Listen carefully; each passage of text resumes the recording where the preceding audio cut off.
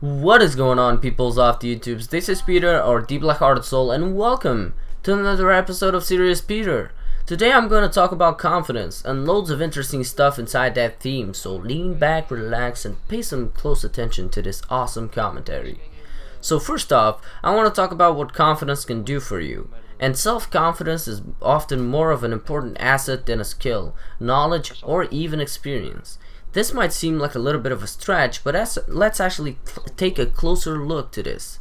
Imagine that you have the skill, knowledge, and experience to qualify you for a certain job. When you go for the job interview, what will set you apart from others who are equally qualified?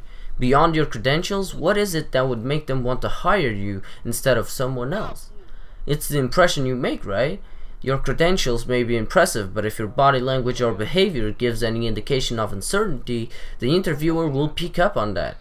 It may not be something they are consciously aware of, but on some level your behavior will create doubt on your interviewer's mind, so the job goes to the one that can pass out the feeling of confidence in others.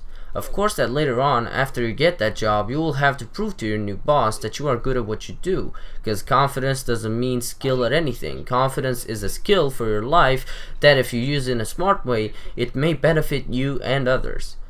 A lot of people have questions about confidence. They want to know where it comes from, what it actually is, and how to get more, because confidence is something that can truly affect your life and the life of everyone around you. And that leads to us talking about how confidence can be reassuring to others. Well, people have a natural tendency to trust you more when you seem confident. To the subconscious mind, confidence equals competence. And does that seem unfair? Well, ask yourself if you would hire someone who seemed unsure of their own abilities. If you needed surgery, would you use a doctor whose first impression left you wondering how he actually got his license to practice medicine? You wouldn't. It wouldn't matter how impressive his credentials were, you would find someone else. Confidence creates trust, and everyone wants to be able to trust the people they do business with, becomes friends with, and fall in love with. If you want to be trusted by others, you must first trust yourself. To project trust into others, you must first project confidence, and this is all based on perception. You can be a very trustworthy person and still lack confidence. There are also people with loads of self-confidence who can't be trusted. And if this is all a question of perception, then why does that matter to people? Well, perception is how we personally view things. It's our own version of reality. When we don't know someone's personality, our perception is based on the signals we pick up from their words, body language, expressions, eye contact, etc. And we also sense their degree of self-confidence, and that influences our perception of that person. Have you ever said, "I don't know why, but I just don't trust that person"? That is your mind creating doubt about someone even though you haven't got a logical reason for your lack of trust, but you still don't trust that person. It's because your perception was being influenced in a subconscious level. Perception may not be the absolute reality, but it is in your reality, and that is all that matters in a situation like this.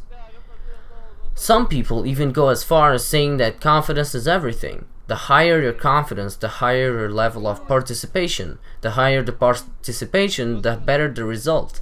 Confidence is a very important root, but it can also be your enemy, because if you have way too much confidence in you, you can simply become a jackass or someone who thinks that he is better than anyone else simply because he is too confident. Another thing that I really want to talk about is how confidence is connected to success and failure. So confidence is really connected to success because confident people work harder for their goals. So when they achieve their objectives, they tend to feel better than people that have less confidence in them. The more success confident people get, the more they enjoy it. And that is part of the confidence that then turns them into idiots that trample their way into success over everything and everybody. Of course, that if you are someone who has a quote-unquote healthy dosage of confidence, then you will have a better grip on your emotions. You will bounce back faster and easier from challenges that affect your emotional state. You will know how to change.